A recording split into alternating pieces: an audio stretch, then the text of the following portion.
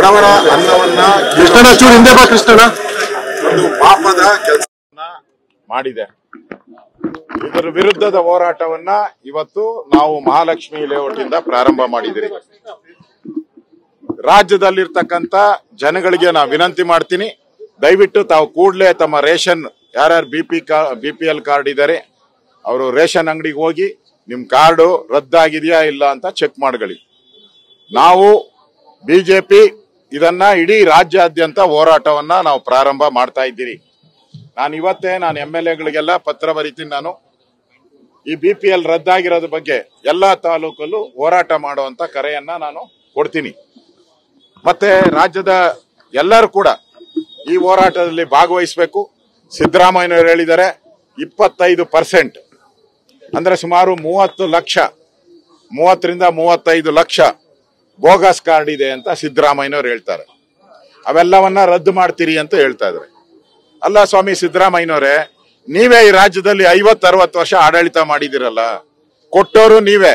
ಅವಾಗ ಲಂಚ ತಗೊಂಡು ಕೊಟ್ಟಿದ್ದೀರಾ, ಈಗ ಲಂಚ ಬರ್ತಾ ಇಲ್ಲ ಅಂದ್ಬಿಟ್ಟು ರದ್ದು ಮಾಡಕ್ ಕೊಟ್ಟಿದ್ದೀರಾ. ಮತ್ತೊಮ್ಮೆ ಲಂಚ, ಈಗ ರೇಷನ್ ಕಾರ್ಡ್ ರದ್ದಾಗಿದೆಯಲ್ಲ, ಅವ್ರ ರೇಷನ್ ಕಾರ್ಡ್ ಪಡಿಯಕ್ ಹೋದ್ರೆ ಮತ್ತೆ ನಿಮ್ಮ ಹತ್ರ ಲಂಚಕ್ಕೆ ಬರ್ಬೇಕು. ಅಂದ್ರೆ ಲಂಚ ತಗೊಳಕೋಸ್ಕರ ಈಗಾಗಲೇ ನೀವು ಟ್ಯಾಕ್ಸ್ಗಳು, ಹಾಲಿನ ದರ, ಪೆಟ್ರೋಲ್ ದರ, ಆಲ್ಕೋಹಾಲ್ ದರ ಎಲ್ಲ ರೈಸ್ ಮಾಡಿದ್ದೀರಾ. ಈಗ ನಿಮ್ಮ ಹತ್ರ ದುಡ್ಡಿಲ್ಲ, ಅಭಿವೃದ್ಧಿಗೆ ಹಣ ಇಲ್ಲ. ನಿಮ್ಮ ಹತ್ರ ಅಭಿವೃದ್ಧಿಗೆ ಹಣ ಬೇಕು ಅಂತೇಳಿ ಬಡವರ ಅನ್ನವನ್ನ ಕೀಳ್ತಾ ಇದ್ದೀರಾ.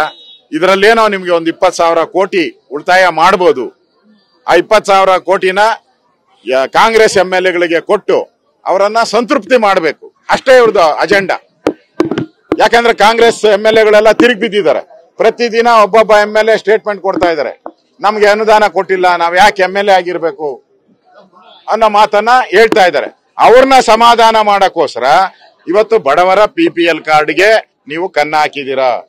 ನಿಮ್ಮ 5 ಗ್ಯಾರಂಟಿಯನ್ನ ಈಗಾಗಲೇ ಮಹಾರಾಷ್ಟ್ರದಲ್ಲಿ ಪ್ರಧಾನಮಂತ್ರಿ ಹೇಳಿದ್ದಾರೆ, ಕರ್ನಾಟಕದಲ್ಲಿರೋ ಗ್ಯಾರಂಟಿಗಳು ಸರಿಯಾಗಿ ಇಂಪ್ಲಿಮೆಂಟ್ ಆಗಿಲ್ಲ, ಮಾಡಿಲ್ಲ, ಬೋಗಸ್ ಅಂತ ಇದೆ ನೋಡಿ. ಈಗೆಲ್ಲ ರದ್ದಾಗಿದ್ದಾರೆ. ಮೊನ್ನೆ DK ಶಿವಕುಮಾರ್ ಹೇಳಿದ್ರು ಫ್ರೀ ಬಸ್ ಅನ್ನ ಕ್ಯಾನ್ಸಲ್ ಮಾಡಬಾರ್ದು, ಮಾಡ್ಬೇಕಾ, ಯಾಕೆ ಮಾಡಬಾರ್ದು ಅಂತ ಕೇಳಿದ್ರು. ಈಗ ರೇಷನ್ ಕಾರ್ಡ್ ಬಂದಿದ್ದಾರೆ, ಹಾಗೆ ಆಮೇಲೆ ಕರೆಂಟ್ಗೆ ಬರ್ತಾರೆ. ಎಲೆಕ್ಷನ್ ಎಲ್ಲ ಮುಗ್ದೋಯ್ತಲ್ಲ, MLA ಎಲೆಕ್ಷನ್ ಮುಗ್ದೋಯ್ತು, ಗೆದ್ದಾಯ್ತು. MP ಎಲೆಕ್ಷನ್ ಮುಗೀತು, ಸೋತಾಯ್ತು ಕಾಂಗ್ರೆಸ್ ಅವರು. ಇನ್ಯಾಕೆ ಗ್ಯಾರಂಟಿ ರದ್ದಾಗೋದು? ಗ್ಯಾರಂಟಿ ಪಕ್ಕ. ಯಾಕಂದ್ರೆ ಎಲ್ಲ ಇವತ್ತು ನಾನು ನೋಡಿದೆ, ಬೆಳಗಾವಿಯ ಎಲ್ಲ ಕಾಂಗ್ರೆಸ್ ಮುಖಂಡರು ಅಲ್ಲಿ ಮಂತ್ರಿ ಜಾರಕಿಹೊಳಿ ಅವ್ರನ್ನ ಭೇಟಿ ಮಾಡಿ, ನಿಮ್ಮ ಈ ಫ್ರೀಗಳು ಸಾಕು, ನಮ್ಮ ರಸ್ತೆ ಗುಂಡಿ ಮುಚ್ಚಕ್ಕೆ ಕಾಸು ಕೊಡಿ, ಅಭಿವೃದ್ಧಿಗೆ ಹಣ ಕೊಡಿ ಅಂತ ಕಾಂಗ್ರೆಸ್ಸಿನ ಎಲ್ಲಾ ಜಿಲ್ಲಾಧ್ಯಕ್ಷರು, ಜಿಲ್ಲಾ ಪ್ರಮುಖರು ಮನವಿ ಕೊಟ್ಟಿರೋದನ್ನು ಇವತ್ತು ಮಾಧ್ಯಮದಲ್ಲಿ ನೋಡಿದೀನಿ.